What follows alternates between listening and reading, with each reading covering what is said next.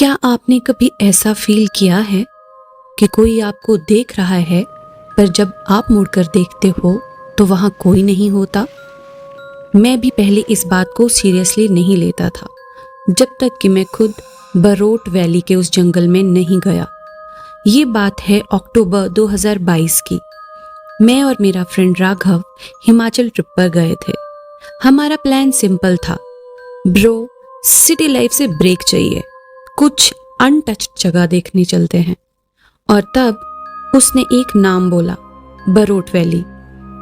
Honestly मैंने पहले Barot valley के बारे में कभी नहीं सुना था, पर जब हम वहां पहुंचे तो एक अजीब सी शांति थी, पीसफुल बट अननेचुरल। वैली के आसपास डेंस पाइन फॉरेस्ट थे, इतने डेंस कि सनलाइट भी प्रॉपरली ग्राउंड तक नहीं आ रही थी।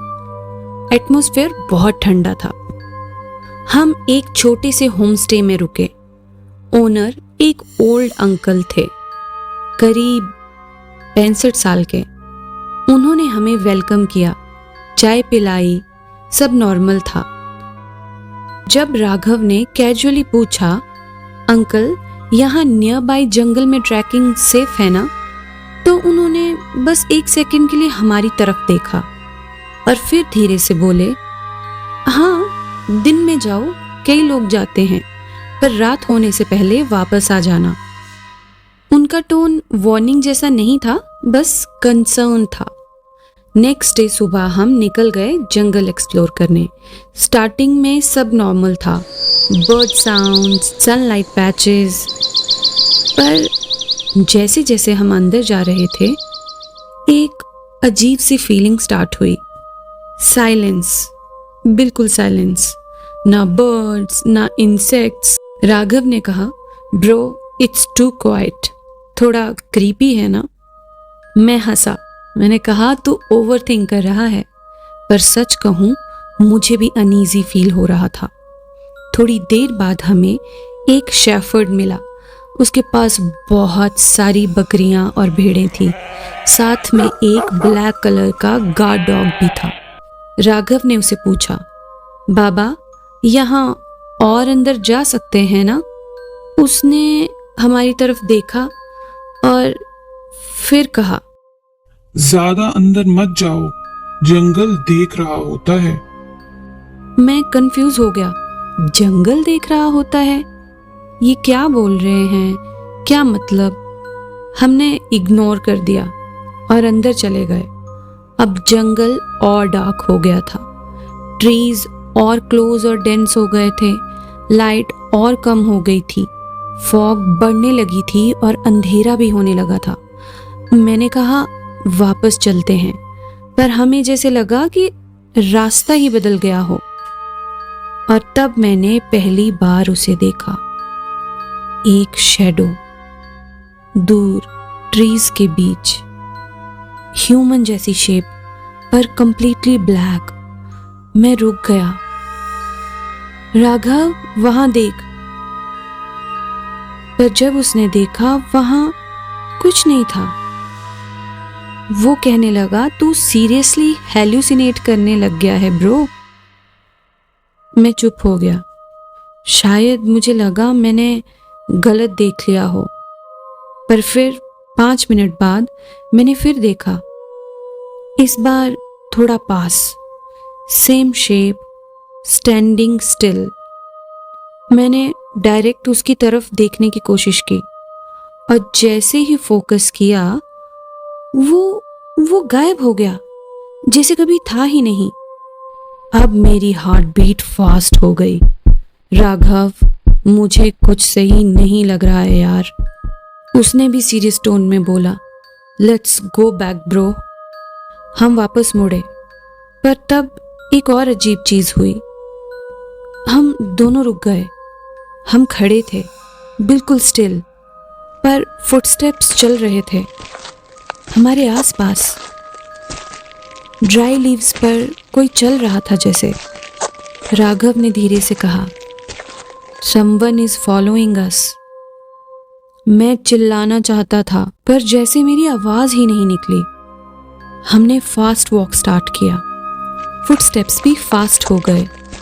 फिर सडनली सब चुप। एक सेकंड के लिए सब नॉर्मल, और फिर वो आवाज बिल्कुल कान के पास। कहाँ जा रहे हो? मैं जम गया।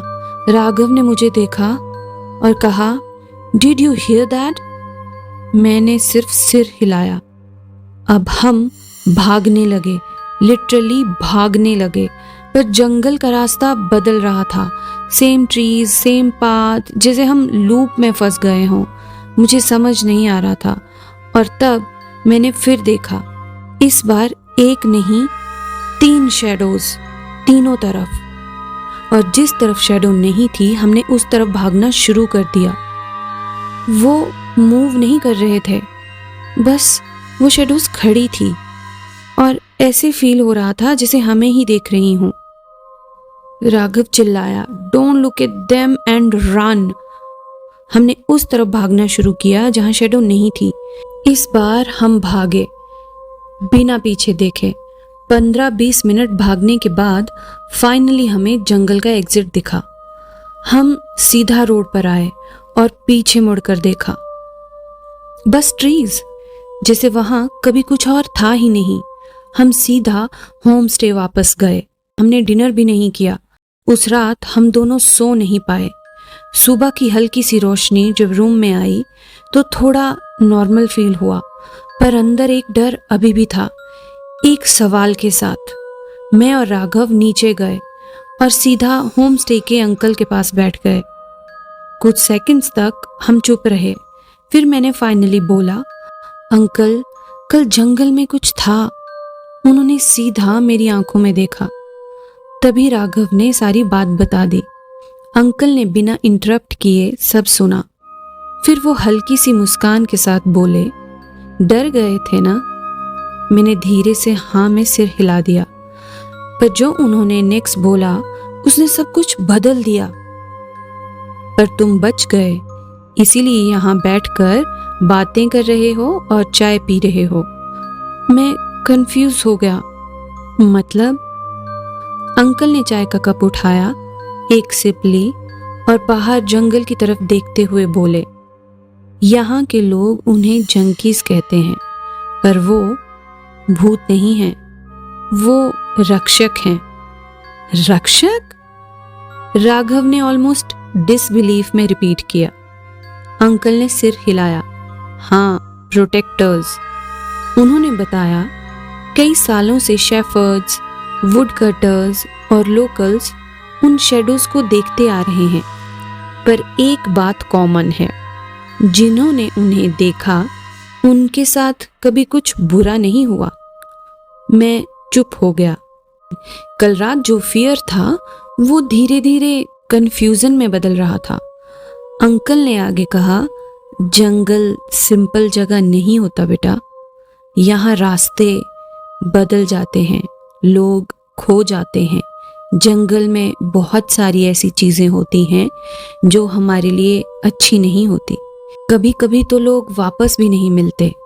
उन्होंने सीधा मेरी तरफ देखा और कहा, पर जिनके साथ जंकीज होते हैं वो कभी नहीं खोते। मेरे दिमाग में कल का सीन फ्लैश हुआ, लूप में घूमना, रास्ता ना मिलना और फिर अचानक एग्जिट मिल जाना। क्या वो हमें गाइड कर रहे थे? मैंने धीरे से पूछा। अंकल ने सिर्फ एक लाइन बोली, वो तुम्हें जंगल से बाहर निकाल रहे थे, नुकसान नहीं पहुंचा रहे थे। एक अजीब सा साइलेंस हो गया। फिर उन्होंने एक और बात बोली जो मेरे दिमाग में आज तक है। उन्होंने कहा, वो सिर्फ उन्हें दिखते हैं जो जंगल की रिस्पेक्ट करते हैं। जो लोग जंगल का रिस्पेक्ट नहीं करते, जो वहाँ शोर मचाते हैं, जंगल में गंदगी फैलाते हैं या ईगो लेकर आते हैं, उन्हें जंगल खुद रिजेक्ट कर देता है।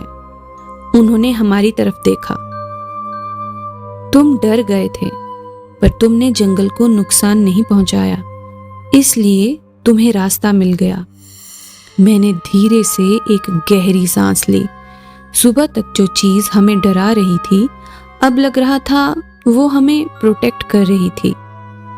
जाने से पहले अंकल ने बस एक लास्ट लाइन बोली, अगर दोबारा कभी ट्रैकिंग पर जाओ और तुम्हें लगे कि कोई तुम्हें देख रहा है, वो थोड़ी देर रुके और फिर धीरे से बोले, तो बस सीधा मत देखना, क्योंकि हर शैडो प्रोटेक्टर नहीं होती। उस दिन के बाद मुझे समझ आ गया कि जब भी कहीं घूमने जाओ तो लोकल्स की बातें ध्यान से सुनो और समझो भी, because they understand things we don't. अगर आपको ये कहानी पसंद आई हो तो अपनी राय कमेंट में जरूर दीजिएगा, और अगर कभी आपके साथ भी ऐसी कोई अजीब या रहस्यमयी घटना हुई है तो उसे भी हमारे साथ शेयर करना मत भूलिएगा। तो दोस्तों, आज की कहानी यहीं खत्म होती है।